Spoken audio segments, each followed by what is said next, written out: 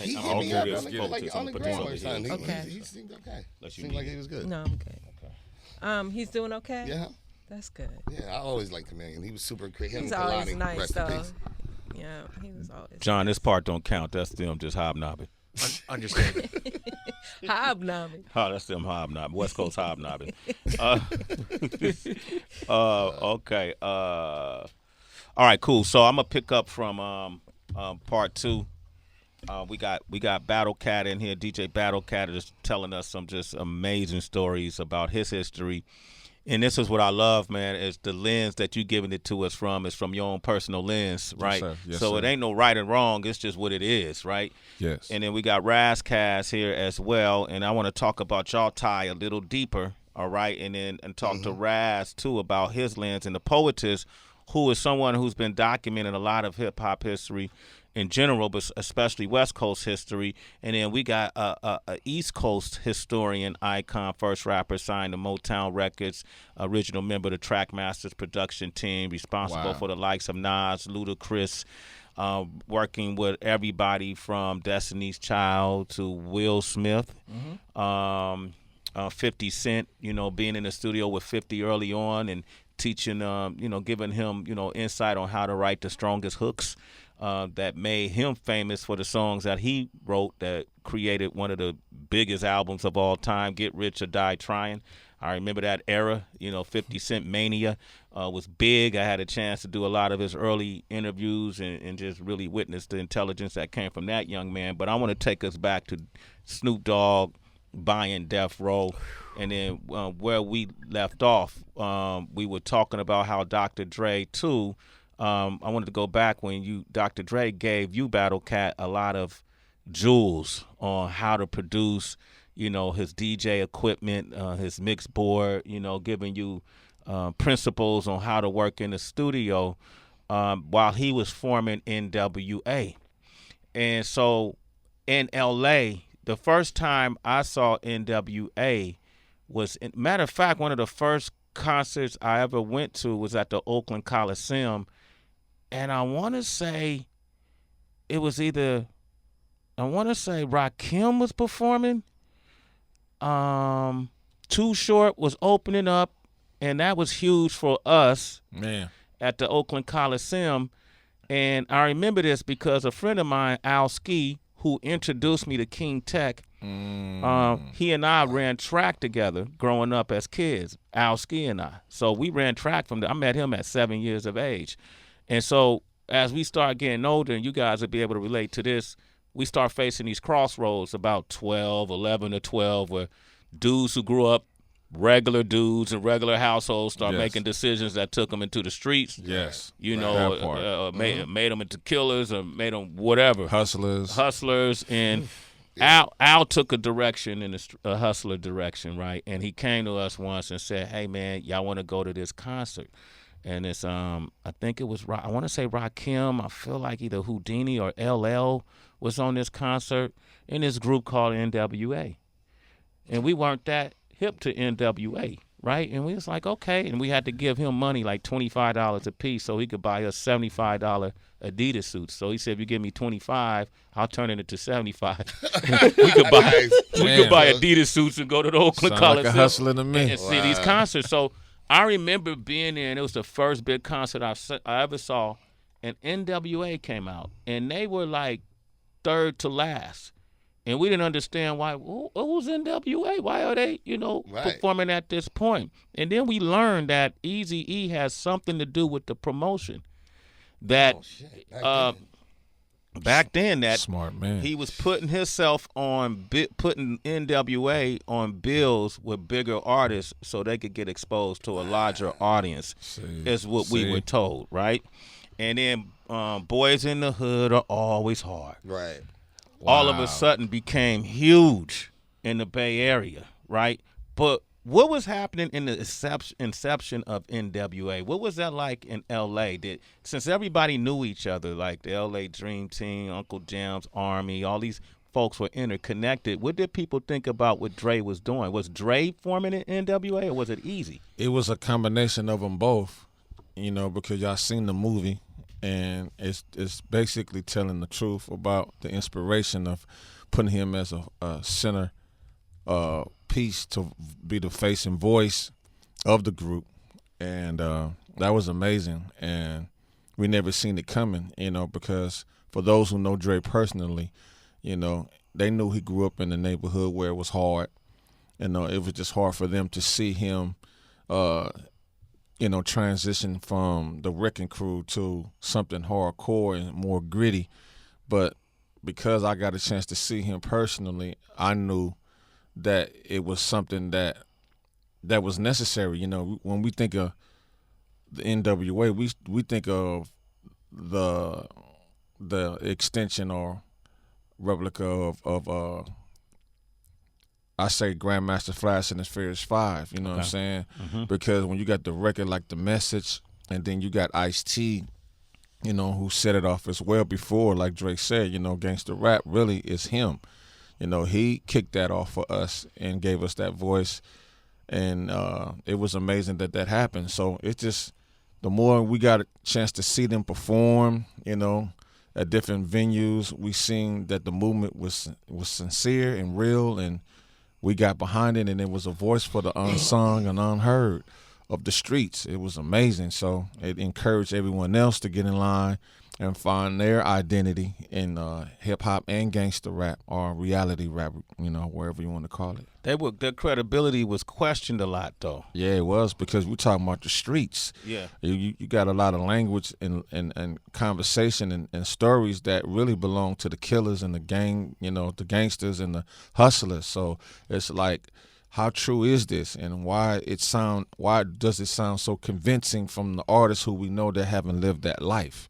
So you're right, that it was hella, questionable. Mm-hmm. Was Ice Cube and Ren and Yella, were they seen as street guys, or were they just seen as members of the group? It was confusing. It was a little bit of both, because you talking about people who don't know them personally, and then we talking about people who do know them.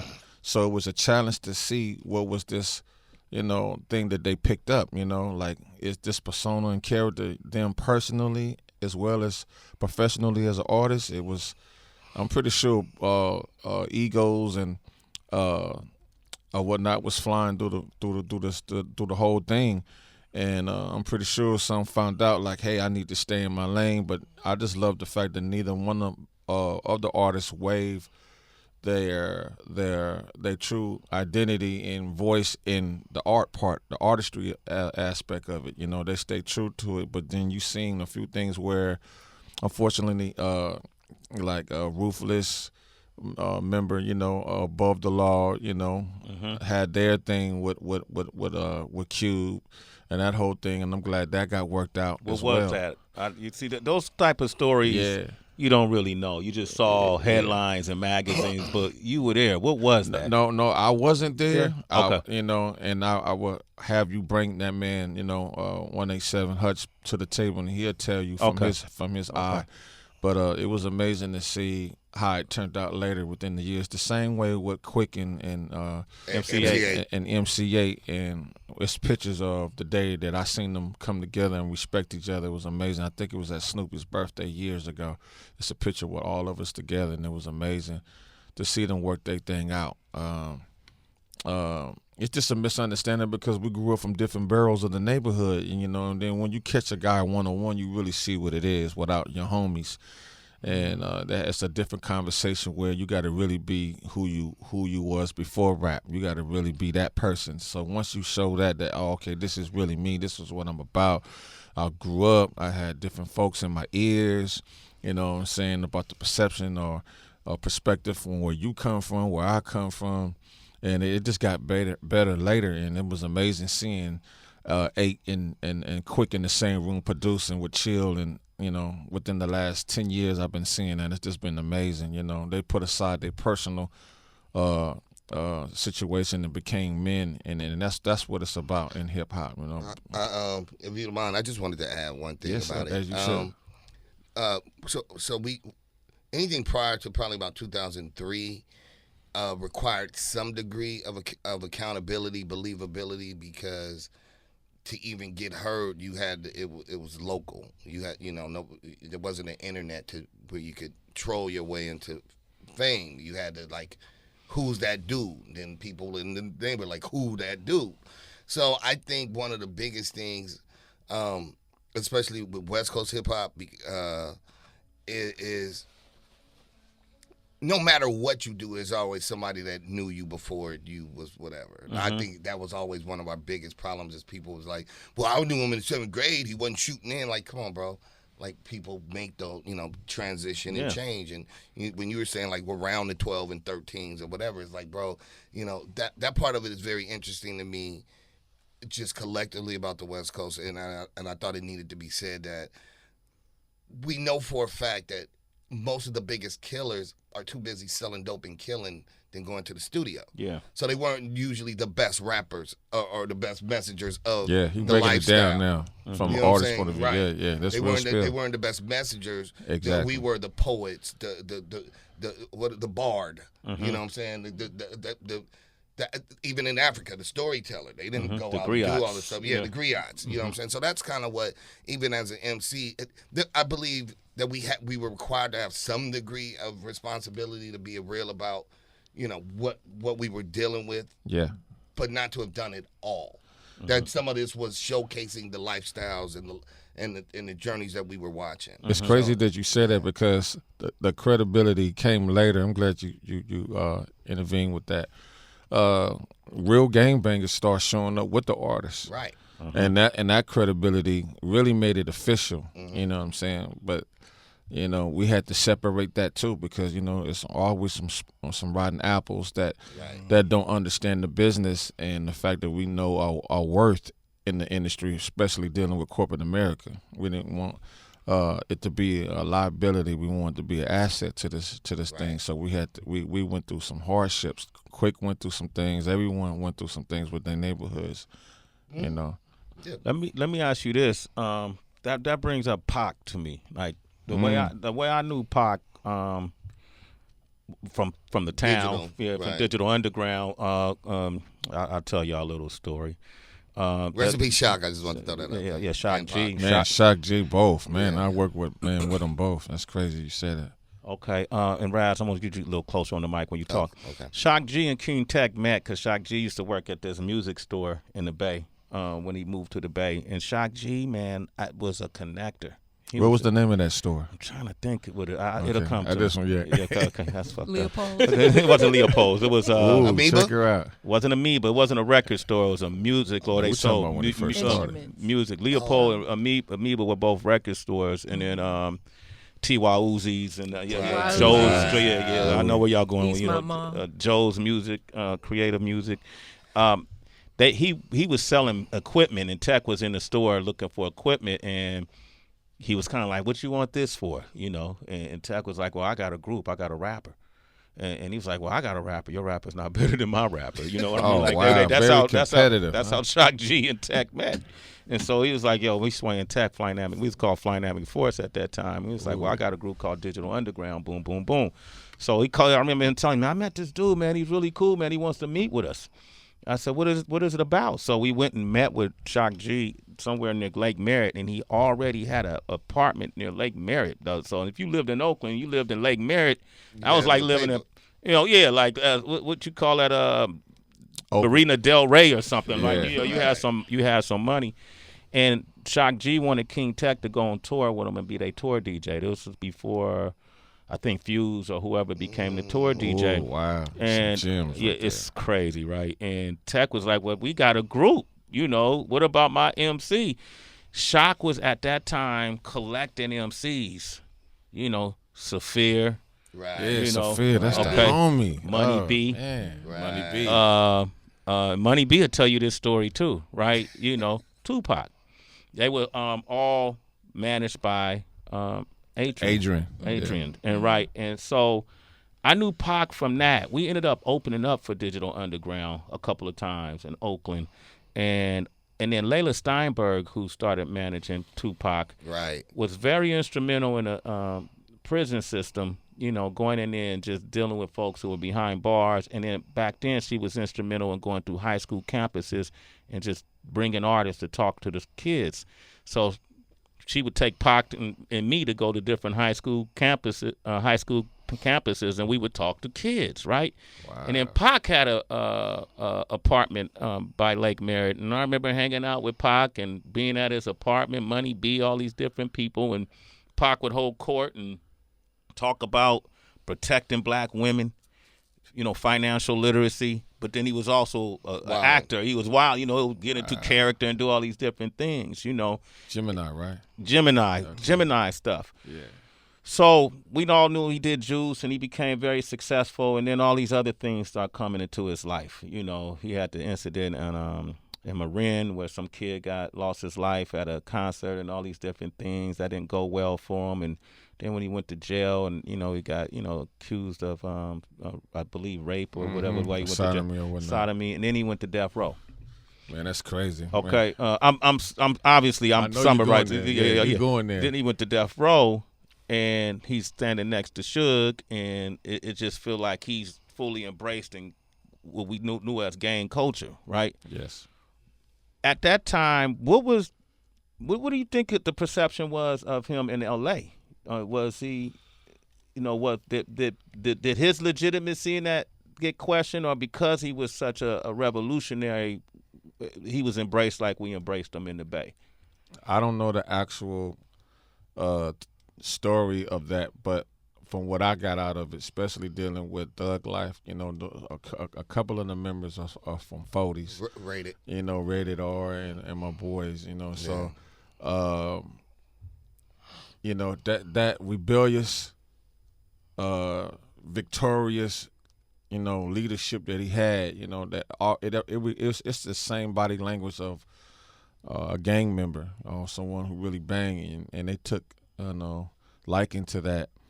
And so I'm pretty sure it was challenging moments, but he earned their respect for them to coexist with them, even from the music scene. Battlecat produced them as well. He come out the 40s, so it was a lot of things, key points that co-signed his walk and his get down.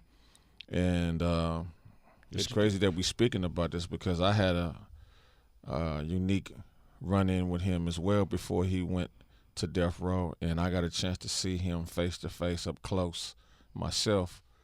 And his spirit is strong, man. He's a warrior. Mm-hmm. And he'll look you in your eye and size you up and everything to make sure that he's looking at what he need to see that is cool for him. It's no disrespect. It's just where he come from, man. The hearts of men. He has that warrior spirit where he just want to see who you are, what you made of, and if there's anything worth the while that he feel that should be a part of him, you will have a special moment with it. I did a couple of times. I Get Around remix, and I did Temptation remix. The Temptation remix came from him sitting down and he wrote a letter to Interscope to me to do a remix, and I blessed him with it, and he blessed me. It was a magic moment for us. What was your interaction like? Like when did you get a chance to sit and talk with him much? It's funny. He was upset at this, because he got this favorite studio he likes to record out of. I want to say Enterprise in North Hollywood. Not too right next door to where Nipsey studio used to be back in the day. So, I got a call from the front desk, and I could hear while they holding the monitor button down to talk to me. I can hear Pac in the background talking mad shit like, who the fuck is this Battlecat? This is the third week in this motherfucker, you know what I'm saying? He ain't got no music with me, you know what I'm saying? I want to see who the fuck it is that got my favorite room on lock. I'm here to do my shit. So at the time, still, Harry O had me security, up, because I was a blessing and still is to him, and he wanted to protect anything that he had with him in the makings of this project we was doing. It was, we was getting money and everything. We was having the cars out there, Benzes, everything. So we making things happen, and then my two security came to the lounge and met him, and they made sure he was silent and 100, and he just ain't hurting me that way, you know. Like, damn, who is he to be having all this already bodyguard? So he came to the room, came with his boy Stretch, and he coming down and to meet me, and then he looked, and he, like I said, the sizing up part, he looked me up and down. But he had a smile on his face, so I'm glad he did, because, you know me, I'm a stand-up guy, and I come out the neighborhood too, where we ain't playing that. You know, your demeanor and your eye contact it's got to feel like an invitation more than a confrontation. So, and we hugged each other, and he said, "Man, let me hear something. What you working on?" So I'm doing Cam. I was working on Cam's album and a whole bunch of stuff. My West album, Coast Cam? West Coast Cam, Smooth 7, you know, who was signed to Motown Mad Sounds. I was working on his joint. And Yo-Yo album at the same time. I'm doing 3 records. I got 2 studios booked, 2 of them at the same time. I'm like playing pool table, the whole 9 yards. We having fun. But just to sum it up, man, you know, we hooked up, and something didn't happen, and then I got a call from Howard Johnson, the legendary singer who sings So Fine. Him and John McClain gave me the first opportunity to do I Get Around Remix, which is a Shock G's contribution, and I was very intimidated to be a part of that because it was already a hit. You know, what can I add to it? And then it happened, and then when he had to sit down and do some time, he gave me the second opportunity, and history was made. So God bless Tupac. Thank you, brother. Wow. I was going to say, I think Tupac was widely accepted because he was a great articulator of LA life, Bay life. So I think a lot of people gravitated toward Pac because he was one of the great orators of our time. Yeah. I just to add on to that, I think so too. I think Pac. Did you ever meet him? Yeah. Yeah. Okay, talk about That's that. a new one for me. Yeah, quite a few times. Damn, you just stunned on me? Like, it's quite a few times. Well, you got to remember, the first people to take me under their wings before I even meet you guys, after I meet you guys, but the second people is Mun and them and Shock. Money being shot. Digital Underground. That's who pulls me in. And then Saphir was Pac's roommate. Okay. And then on the flip side, because of this man and because we ran in that neighborhood on Crenshaw. You mean they lived together? They couldn't. They were roommates. So imagine how arrogant. Right? Think about how arrogant Saphir is. Other shit. And so Pretty Boy Saphir, Buff Pretty Boy, and Pretty Boy Tupac. Both got peers in their nose. Yeah, both got the nose living piercings. together. So imagine. So they was cats and dogs apparently. Yeah. Loved each other, hated each other. I go to imagine, bro. Apparently. Yeah. So no, I on both sides. So through Cat, I knew Thug Life. So I would see, you know, I saw him a couple of times then, and then ironically when Machiavelli came out, you know, because they had to get the bad news from Outlaws, well, really more so Thug Life, like, Pac's, this an exhibit. You know what I'm saying? So before even the album come out, so I get told, and then I kind of threw myself in the middle of that, like, hey man, it's not. He wasn't dissing Pac. It was the what was that about? Pac's. Okay, so our demos, Exhibit's demo was paparazzi. Yeah. It's a shame niggas in the rap game only for the money and the fame. Yeah. So that's a year later that his album and video come out. In the meantime, within 2-3 months of that, Pac done put out How Do You Want It? All I Want the money, all I want the money, fuck the fame, or whatever. Something, I forgot what the line was. But it sounded like Exhibit was answering him. It did. It was just ironic bad timing. Mm-hmm. And so he came after, he was shooting at Exhibit. He's shooting at Mobb Deep.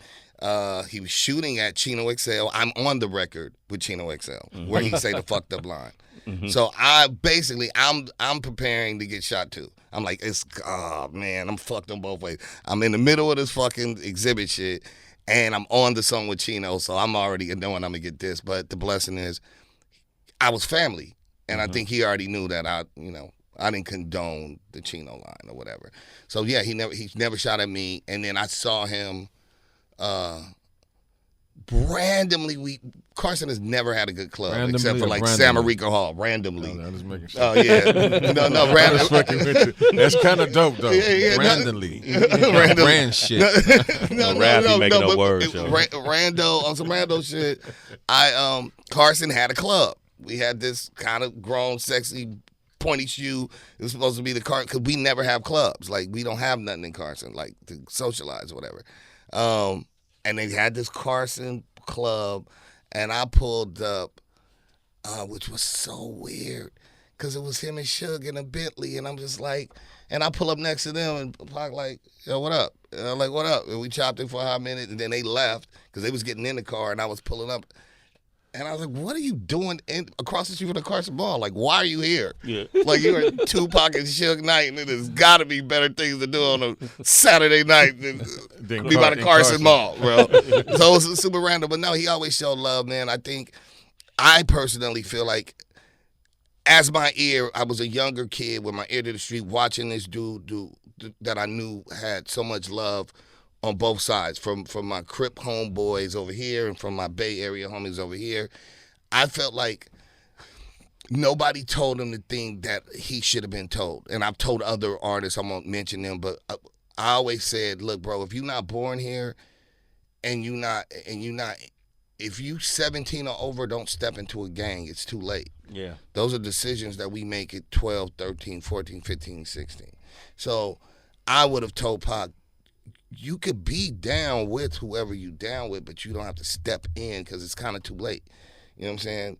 But I just kind of felt like Pac had made a decision. I don't know him.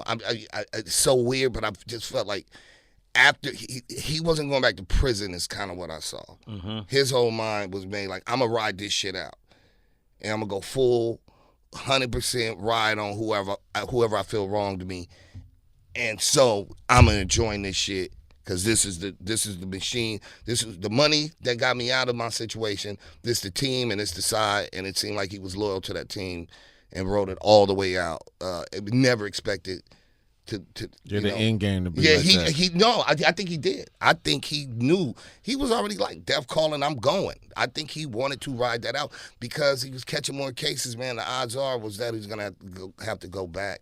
And some people, it just is a he spirit still was breaker. On, you just fucked me up with that because he still was on bail. Yeah, he was on bail. Yeah, bro. out on bail. Still. Yeah, and he popping. He he's shooting police. Like he got away with a couple. But I just felt like he wrote it out, and I would have just as much as I know he had love for me, just as an artist, some little dude that was down with Money B or whatever whatever I was.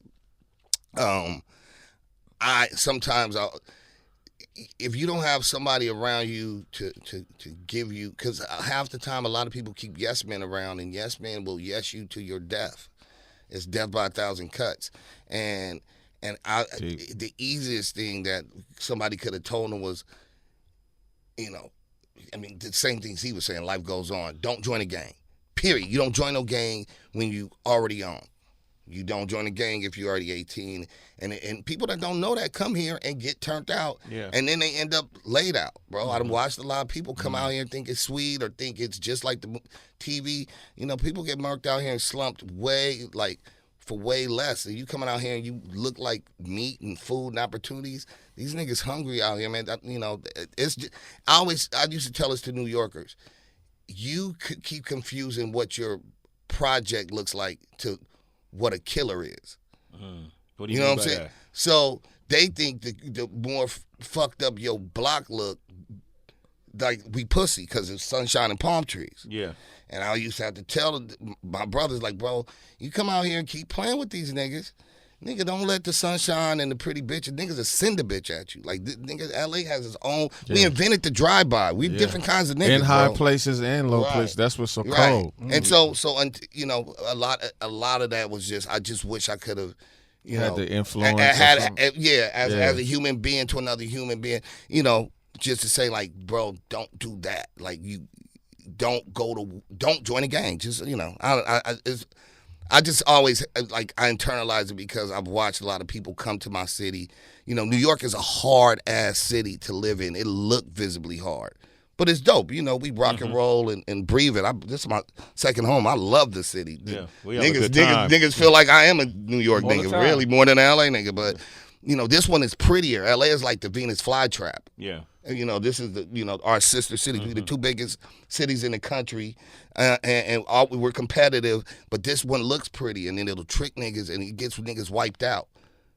You know what I'm saying? Yeah, man. Nah, I totally get it, man. Facts. I totally get it. Facts. Rich, you want to jump on? Yeah, I wanna go back a little bit. You know, the history of hip hop radio on the West Coast is not really told. You have a very large staple in it, and with K-Day.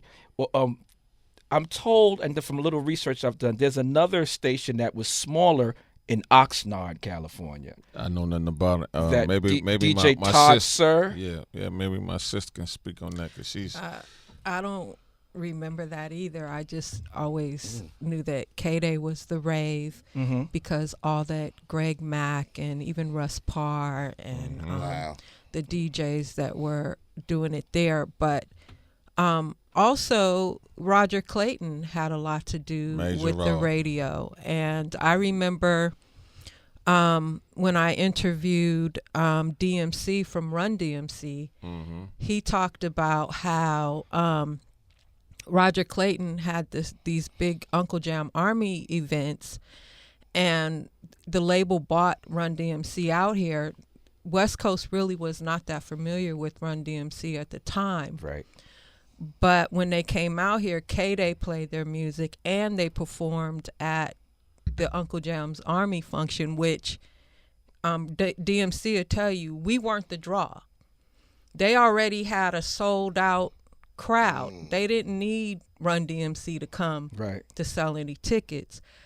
But they said that the next day they sold over 12,000 copies. 12 inches. Wow. And so a lot of people don't know that K-Day broke a lot of that music because a lot of the radio stations around the country was not playing rap music or hip hop or whatever. Facts. So I have to really give my hats off to Roger Clayton and Greg Mack because they really kind of bridged the East and West Coast in terms of breaking music. Right. Bringing the East Coast out together. here. Yeah. Yep. Let's talk about the clubs a little bit. I know Carolina West was a club, and the Casa and Disco Casa. Daddy and those. Let's talk about some of the clubs. Hollywood Live.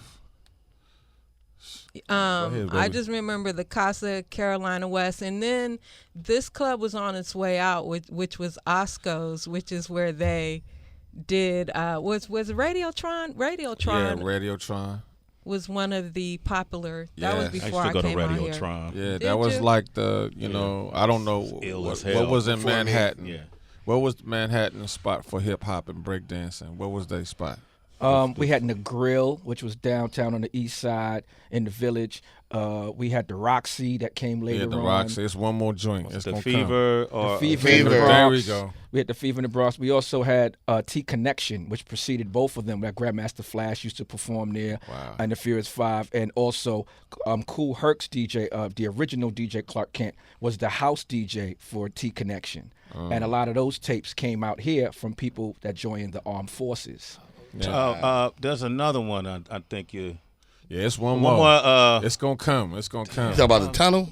Thank The you. tunnel. Come Oh, on. the tunnel. Oh, yeah, that was in The tunnel. 90. Yeah, that's later, yeah. The tunnel, Thank later. you. A tunnel Yeah. banger. Oh, yeah. So- That's later. That's so- Ras so- age. so- Yeah, the that's tunnel- Razzie. I So look, so the experienced tunnel. that. That's it. What about out here? Latin Was it Club Quarters? USA? Latin Latin Quarters. Quarters. That's what we all. You talking about in L.A.? In LA, was it a Club USA? The World or something. We had Or the Planet? World. We had World on Wheels, Hollywood. Hollywood.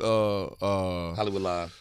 Was it Hollywood Live? Oh, Water the Bush. Water in the Bush. That's the Water one. the Water in the Bush. Bush and Water Funk the Jungle. Bush. Water in the Bush. And that was at Hollywood Wood Live Live. for a minute. Yeah. Who's the reality? Not reality, but the like a Johnny Carson. Who was there that took that over? Jimmy Kimmel. Jimmy Yeah, Kimmel. Jimmy Kimmel, Before yeah. Jimmy Kimmel, That used was to be Hollywood Live. That was Hollywood Live. That's Live. when DOC. That's when Cube was coming. That's when without bodyguards, X-Clan was X-Clan. there. De La Soul. It was crazy. One of my most memorable nights at Water the Bush Yes. was when Search came, right? Ooh. So Search was there, and an MC or somebody tried to challenge Search, and he killed it. I was like, I had to take my hats off to Search that night because he hung with the best of them. Yes, before Vanilla Ice, right? Yeah. Yep. So just a little backstory. I was 13, and I would go because Kalani and me and Dags and all of it. So I was 13 trying to act like I was 15. I had my homeboy Eric Davis's fake ID, and we would go to Funk Jungle.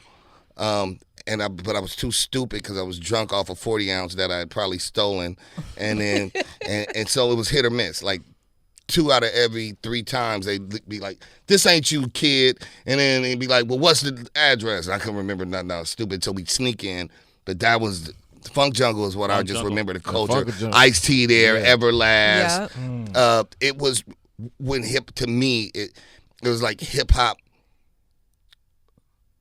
People hadn't separated. There wasn't like gangster rap and y'all backpack. Yeah, it wasn't taking over at that time. Yeah, it was like a big old it was a melting pot of love. Yeah, and I missed that.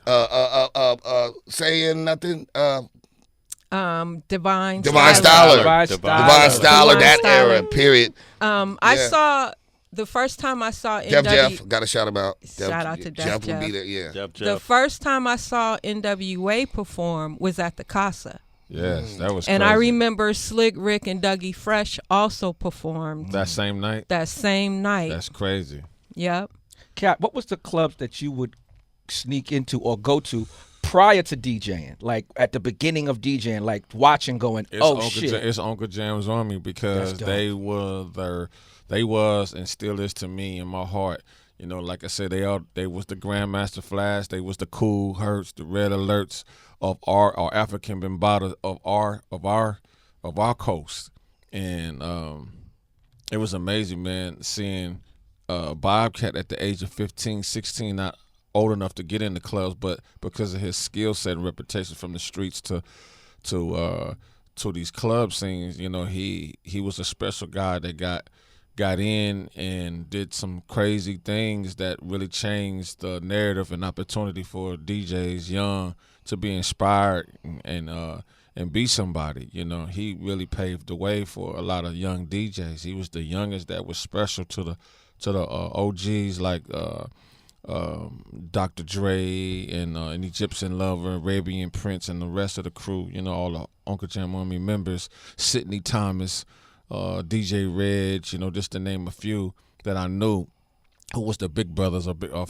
forefathers of the Get Down. Even Edwin from Music People, who provided the system for all these moments that we talking about. I still get down with these guys. Him and Lonzo, they played a major role in mentoring us and showing us how this thing goes, from disco to hip hop, all the way up. You know. Wow, this is. So, you know, it's interesting, like when you mention these clubs, this is when me and Tech was sneaking down to L.A. and just catching vibes. From the Bay? From the Bay, Jesus. right? And I used to see Divine Styler and all these different – I used to see Ice-T out at clubs and stuff and just be blown away.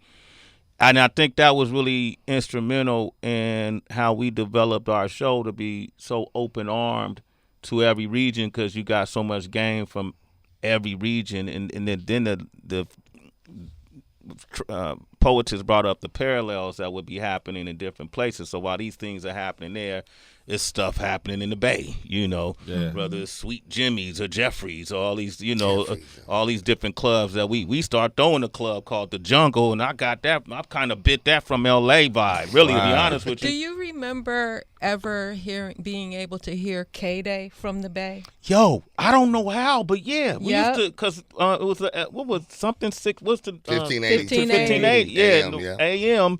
And I used to have a transistor radio, and somehow that signal would bounce all the way up to the Bay. Yep. So we had K-Pool at that time. With Marcus Clemens. We had what is the one Davey D worked on? Calex. Was it KLX? We had that as well. We had a KZSU Stanford. We had a KDIA is what we had in the Bay too. Wow. That's where my dad was. Oh, wow. My dad.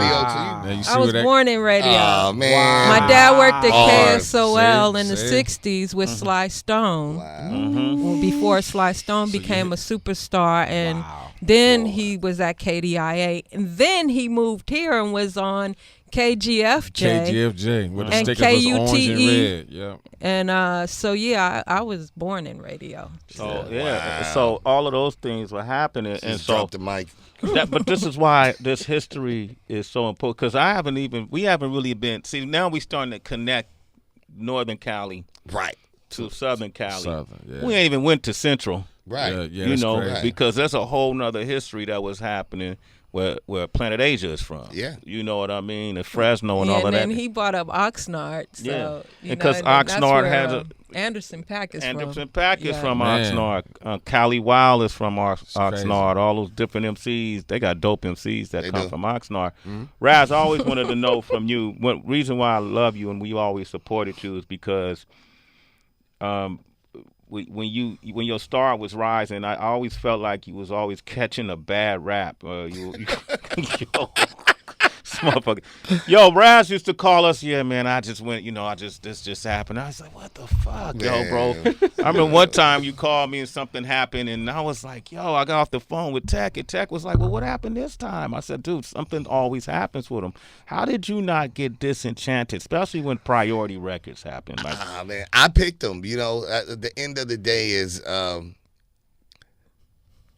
what I can truly say is I got out of this what I wanted initially. So I wanted a vinyl or a tape with my voice on it, my face, to give it to my mother. She believed in my dream when other people said, you know, be a regular person, go do that regular job, have your regular life.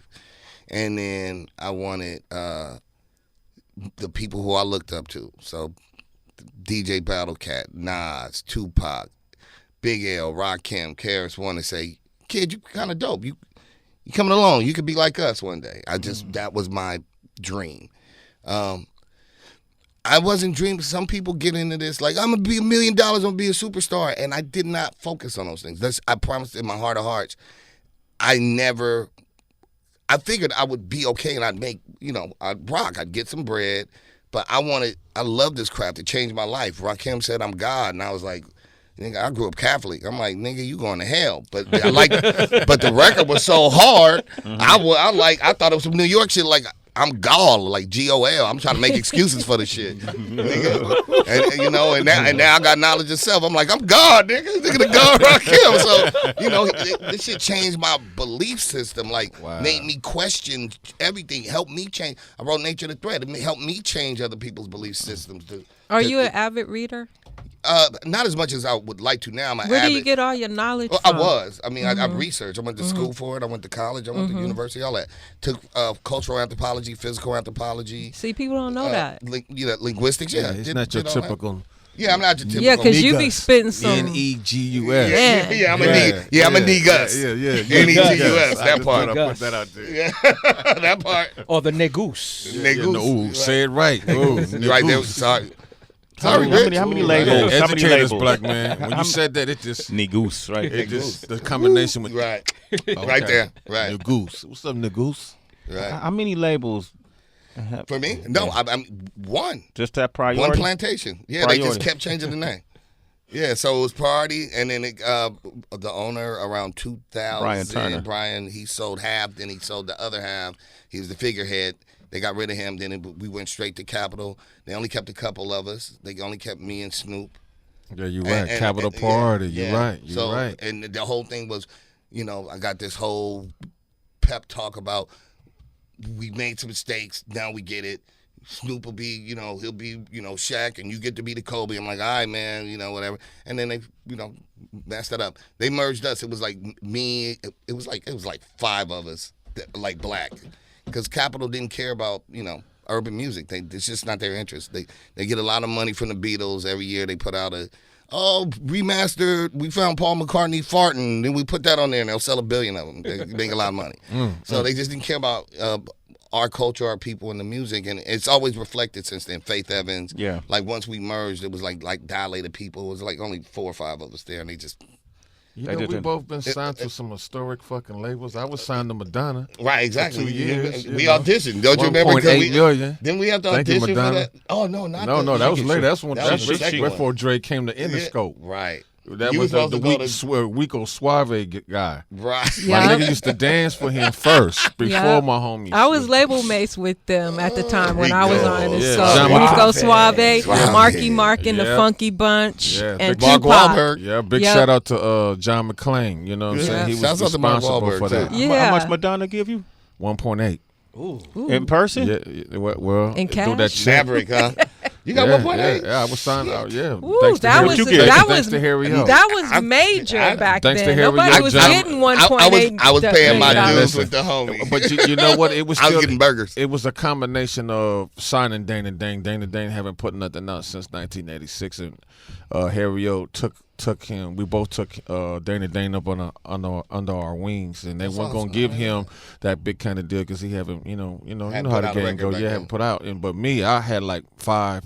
Domino. I had like 5 records in the top 20. You know what I'm saying? So they was looking at that. It was like, oh, okay, The potential. the potential. Right. Oh yeah, him. He got his hands on this. Just see, what happened. And I was inspired and thrust into doing my album, but I really needed to be next to my big brother to understand. But he was in his transition to doing his first solo, and that was when Dre was doing the Chronic. Right. If I could have sit with him maybe a year, or earlier or something like that, I would have had the right information on how to come grab you and woo woo and do a compilation of artists to showcase who is ready, and then just shoot them out one by one. But I learned later how that goes, and Harry O helped me understand that. So you're gonna see something happen this year too. Battlecat is putting out a couple of albums. Come on, I want in. Look, I got to put this out in the universe. I want man. It's amazing. I got that history, It's man. amazing things happening, and the people that I'm gravitating to is G's, and up and coming artists and musicians who really want to, get they just doing music and film as well. I'm on both sides. I'm on the other side of the game with it now. So. And I appreciate this platform and all you guys mentioning me in your own circle and place of business is because amazing opportunities has happened by you guys speaking in the places you be. So I just want to take my hat off to you, Poetess, Ras, Thank you. Thank you. Everyone Rich. here, Thank you, Rich, Sway. It's been amazing. And Heather B. Yeah, come And on, Heather Heather. B. And Kelly. Indirect Yeah, and watching Kelly. you guys do what you do, and I couldn't wait And till Horace, this day QB. to come. So this is is fun. perfect. This is Black History. It's Black History. So I know Raz got to babysit. So I do. I mean, it's Raz, hilarious. Two things. I thought I was free, bro. No, it's Yeah, beautiful. tie it up, baby. No, That's all. right. I'm cutting. I'm snipping these. Yeah, I don't do that, man. Come on, man. Bro, Man. please let me shout out Coast Contra. That's my 2 twins, Raz and Taj. Oh, and, my and, God. I'm and they glad you group. mentioned them, They man. got bars. They and got bars. They got bars, and and then I'm gonna take the terrorists as the little 4-year-old. I gotta take him to. I love it. Yeah. He keeping you young. Shit, that nigga Raz, draining me. you brought up you and Snoop Yes, sir. signed at the same time. Well, last time I talked to Snoop, it's funny. This is how much I rock with you. This maybe a month ago we was talking when he dropped the project on Def Jam. Yeah. And I was like, we start talking about doing this thing we doing right now, like really talking about. Well, I told Poetess that too because I brought her up in the conversation too. And I said, man, like we need to talk about people like Ras Kass. He said, man, Ras Kass, me and Ras used to battle. Is that true? The fact that dog remembers this stuff is hilarious. Yeah, he said, y'all. Yeah, well, because oh damn, this is hilarious. The dog knows this. All right, so I'll tell you the real story. I'm the Carson kid, but I'm going over getting my demos made. Now we got homies that go to my high school and my middle school, but this is really about high school shit. So when I'm in high school, dogging them out of high school, but they the popping niggas, Long Beach, whatever, Carson. It ain't really got to Compton. It ain't, you know what I'm saying? It ain't G thing, baby, or Just shit. you know, Yeah, another, yeah. They still rocking the Roxy. Right. Battling. Deep Club ain't came right. out, none of that. Yeah, D Cover ain't came out, so they popular, but I'm a popular little rap nigga myself. So they came to my middle school. So when he says perfection is perfected, so I'm gonna make it understood. That's all. They were older than us, but they had brothers that were in my grade or around me. But Dog and them probably had us by like all of them and Warren and all of them, and probably like 4 or 5 years, whatever that is. So, but we're like at this time, I think I might have been in the 9th grade. And maybe some of them were in high school still, but they performed. They would perform at our middle school, all kind of shit. And one time, Perfection performed and they didn't do good, and they blamed the school. Some of the people booed, and they said I did it. So Perfection said that I made the whole middle school boo. I'm like, how the fuck did I? Yeah. And so it's always funny. So long story short, go through my journey. We're kind of like, the competition, like, you know what I'm saying? We better than them. We don't fuck with them, blah, blah, blah, blah. And then... The group was called Perfection? Yeah. Wow. It was Warren, Snoop? And... even Domino. And Domino? Here we go. Wow. Yeah, that part. So I've been a factor for a minute, but they're older than me. I figured, then one day, 187 comes on. 187, I'm like, yo, that's the nigga, you know what I'm saying? They did it, like, this shit crazy. So I just fanned out and really went into my support mode because I really am genuinely a fan of dope shit. So the whole journey goes on. I get my own record deal. I meet Snoop Dogg, the Perfection guy from way years ago. And he's like, oh, nice to meet you, Ras Kass. And then we cool. And then one day he got drunk and he's like, Raisin. And he called me my nickname. Oh. He went into the archives. I got a mole on my forehead. And he was like, oh, I went old school on you, huh, cuz? I was like, nigga, you know me this whole time, nigga, since I was like fucking 13, nigga. I was like, you ain't shit, nigga. That shit funny. So, shouts out, man. Yeah. Did y'all battle, though? We would be battling. Yeah, I battled them niggas. Nigga, I'll be in Long Beach battling. Bar niggas out. You got to go. Did you beat Snoop in the battle? You ain't saying that. You ain't going that far? You know what? Like, honestly, I was taking all comers, and I would say... Is that a yes or no, Ras? He want the shit. Look, man. Look, I'm trying to get on. I'm trying to go over there and go work with Snoop. So I would say, no comment. I want to work on these records, homie. Fuck that. Carson and Long Beach together. Now you know you in trouble. I mean, I'm glad I worked with some of the dope lyricists before they became stars. Right. Corrupt. Yeah. Yourself. I caught Snoop later, of course. It's just amazing, man. LA is a great place to be. I just love the culture and the history, man. It's crazy. That's what's up. Did you and Gang? Yeah. What about him? Did y'all ever resolve? We're not friends. We're not good. No. No. But that doesn't matter. I don't like lose sleep over somebody that majority of it is a lie anyway. So I don't really care. Okay. It don't hold water for me. The scenario as being a lie. Not him per se being a lie, right? What did you say? Oh, no, I'm saying the scenario. I just wanted to make that clear because motherfuckers can't hear sometimes when they hear shit. The scenario was... let me underline what was the scenario? No, just people knocking people out. He ain't knocking nothing out. Game, I documented. Game hit me in the back of the head with a bottle. I don't abide by that. I don't forgive it. Period. So, without over-promoting that, I just don't fuck with that. If you box a nigga and break his soul, that's different. Yeah. Doing the bitch shit is not. I'll never accept that. That's not okay with me. Okay. All right. Well, we won't even go further than that. You got a raw Drew right get there. Out there, man. Keep that up. Because I'm positive. I'm a positive person. I'm brother. just about that West Coast unity. That's all. And when y'all brought up Quick and MC8, that got resolved. I get it. Yeah. You know what I mean? All of us didn't get a chance to get it together. We better together, but a lot of us. Yeah, but we can agree to be separate, man. I'm all about the live and let live, brother. Yeah, see, I'm glad you said that. That's what the encouraging conversation I had with Snoop Dogg to do, let bygones be bygones, where we wanted to give Suge Knight his flowers. Right. Because that's amazing for all the shit that them two been through. I never forget, I was working on a record with him and Shaka Khan, and he brought me in. He said, Cat, I just saw your boy Suge. I was like, is that right? He said, man, the conversation was incredible, Cat. And that was like maybe 5 years way before we even did the record. Song, right. And he was like, man, we sat at the table. He had his goons. I had my goons. And we told him we was going to be all right. They could see us through a glass window and seeing that we was all right. We talked about some things, some heavy shit.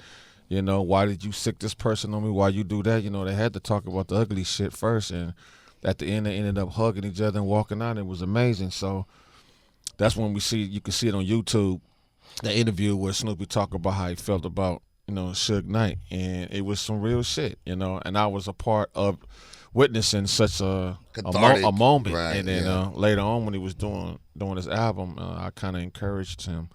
I set up an insert and took the interview of him speaking about Suge.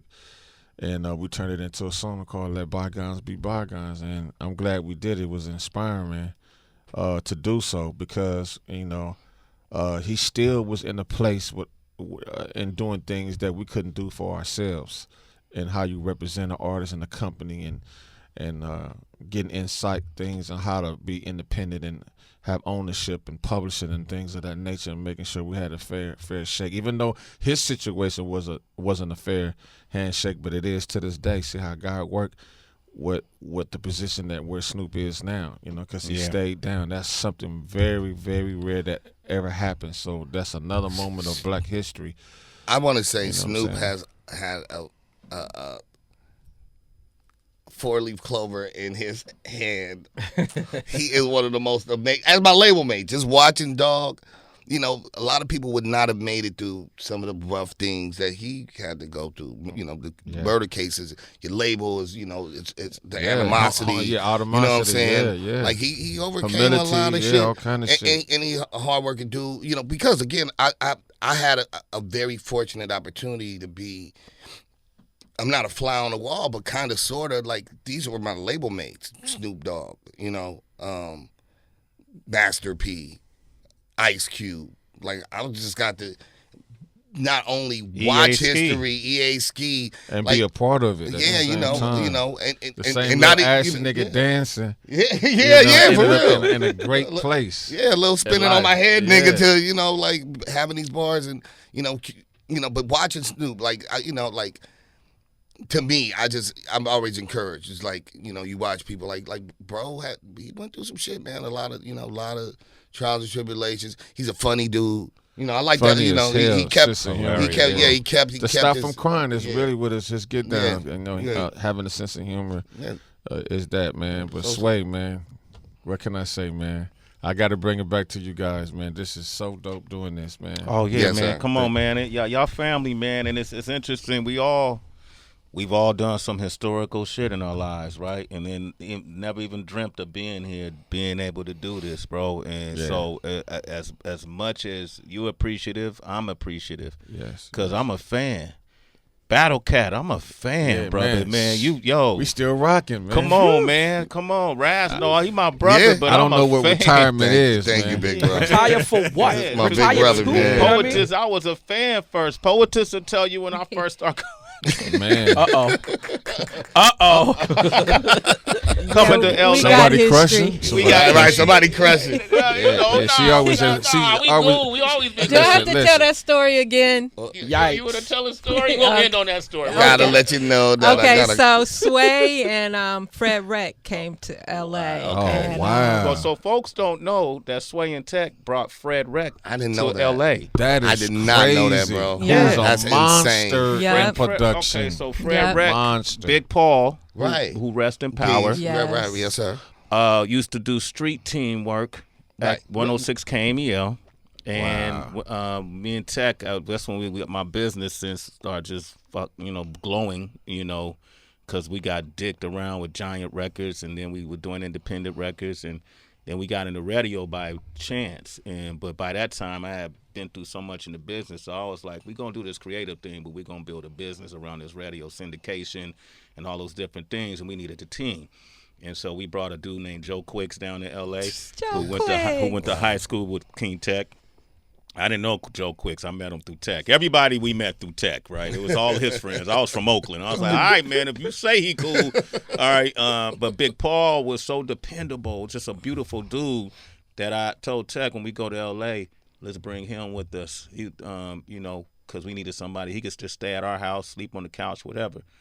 And it was the same with, I can't remember what happened with Fred, but Fred ended up coming to L.A. with us too.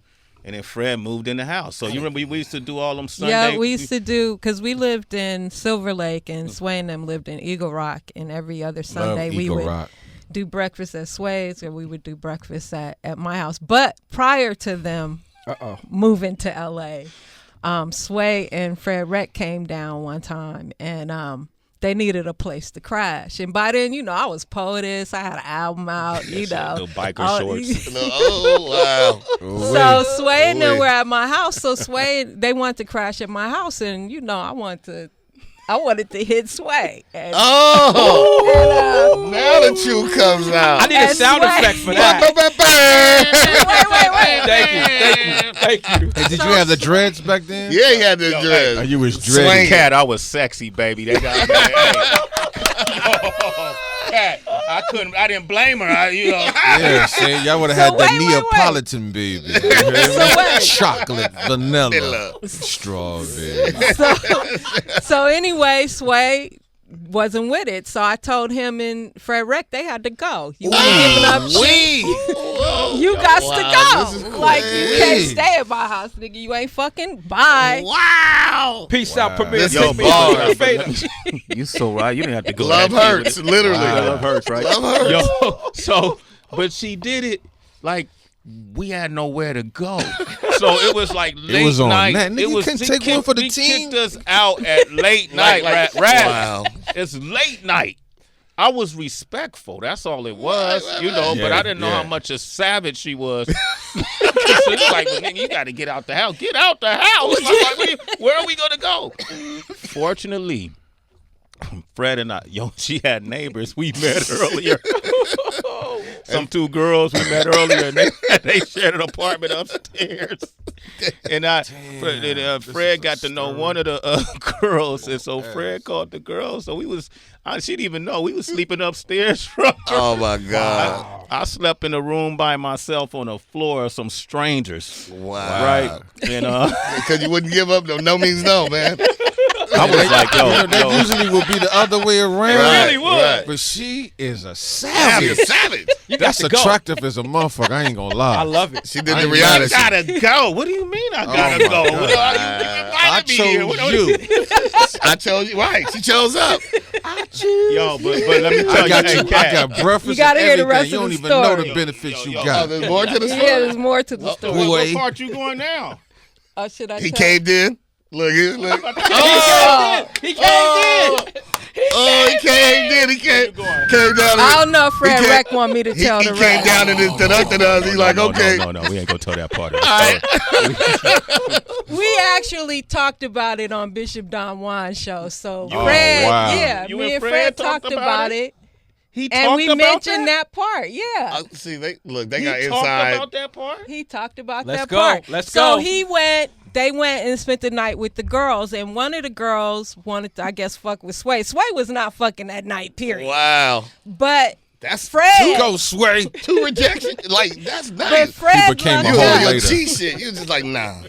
I was on another level, right? Wow, you was too hot, huh? Not at yourself. You can turn yo. it I down. had to lock shit. Turning it down left and Yeah, right. I gotta, you know. And so anyway, so Fred hit one of the girls Okay. and then was itching the next day. I just say that. Oh, Fred Wreck. Respect man. my G. Right. You gotta respect Yo, that. respect my Look, G. don't look, have he nothing took to do. Sway dodged the bullet He on took that one for the team. he That's took what he did. Yeah. He took one to the team. He was in a swimming pool. He thought chlorine was going to... Dude, what are you doing in the swimming pool, man? I that's think the fucked up, chlorine is dog. going to kill the things. Nah, Fred Wreck said, that's fucked up, dog. Yo, Yeah, that was we funny. go way I back. ain't We got go you nothing on way the beat. I back get- when Fred was a baby in the game. Yo, but that our relationship, right, man? You Man. can't And y'all was cool. Yeah. we That's laugh something You had about to be it. cool, huh? Yeah, we laugh about it to this day. That was 30 years We were ago. young, Awesome. man. Right. Yeah, we were young. But I'm going to say this before we wrap up. I have to give Sway his props because when he's a friend to you, he's Facts. a friend to you. I've had so many up and downs in my career, and Sway has always been there to support me in some way. You know, when I didn't have a job, I got gigged up in MTV. When I started my podcast studio, just one day, what's your bank account number? I didn't ask him for anything, and he just has been the best friend anybody can have. I love Even him. though he didn't give it up. Didn't get nothing from it. And you know what? At the end of the day, I'm glad we didn't do nothing. You wouldn't have that got night. none of that help. Right. I love you, guys. You know I love you. Oh, that's beautiful. That's awesome. That's a moment. That's Y'all nice. can It's see a real moment. That's nice. He's like that. You were gonna feel this good. the shit we had to witness today. This is crazy. I don't want to cry right now. Okay, yo, but this is amazing, man. And just spread the word, Cat. We doing this, man. Yes, we telling man. these stories, brother, the way we tell it. It's our narrative. You know what I mean? And congratulations on the success to come. Yeah. Not just what we've accomplished, what we're about to accomplish. That part. Thank Come you, on, brother. man. Let's Thank get you, it, my man. brother and sister. On behalf of the Hip Hop Education Center, for me, this is all super knowledge. I don't know if I got a whole spreadsheet of look at it. information It's that shit I'm popping so I'm up. saying it's like Tell me your title. well, you know. You ain't finna get that up. Yeah, I ain't gonna get that. I make money. Not yet. Not yet. On the Hip Hop Museum, we're both board. We're on the board. We're on the board for the Hip Hop Museum, and the reason why I'm not giving my title for the Hip Hop Education Center is because I'm actually going to a higher title, and so we're going to do a whole rollout with that because now I have a department that I'm actually overseeing, and that's why that's why this is so important. It's a whole spreadsheet. I got to get with you, Poetess. You see some of the yellow things. When I first got the timeline, it was so incorrect, and I just stayed up like maybe 2 weeks. I was blowing his phone up. I was like, bro, if I read you some of this stuff, I'm from New York. How do I know this? And who I kept saying to get to? Poetess every time. Poetess, you got to get with Poetess. Yeah, she's the thread.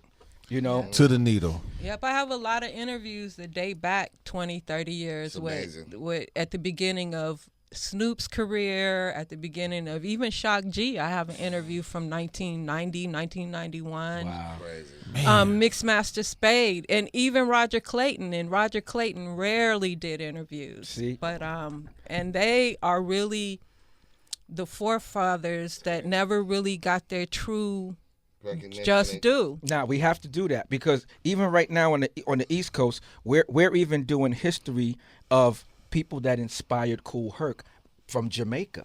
Yeah. So we're doing that history as well. So this is, I mean, I'm talking about Poppin' Taco to people. They're like, huh? Yeah. Poppin' You Taco? feel me? What's that? And I'm like, wow. Yeah. Right. Oh, that's why we doing this right now. So, man, Ras, thank you, man. I love you. Thank Beautiful you. Battlecat. You're beautiful. Man, blessings. Poetess. Yeah. You know what it is. Yeah, y'all don't get it twisted because a black man said another black man is beautiful. Yeah, it's a Oh, beautiful man. thing. Yeah. I had to say that because people just don't understand it, and when you realize what that is, man, the beauty that we possess, it comes from both sides: our mothers, our fathers, our aunties, our uncles, our grandmothers, From our that Rolex rim you grandmother. got on Yeah, pimping. you feel me? I'll be Wow. a king at all times. He got it on the pinky ring, Got the too. pinky ring, Rolex. Didn't care. Would I be there? Like that. I'm on my red front I shit. like that. Fred G. Sanford, Rich Nice, thank you, brother. You're beautiful. You already know, man. And I Yes, want to. We gonna do some more of this, okay? Yes, No we doubt. are. Thank you. All right, absolutely, man. One love, you Sway guys. Universe. Let's go. Gutter. Count, boy.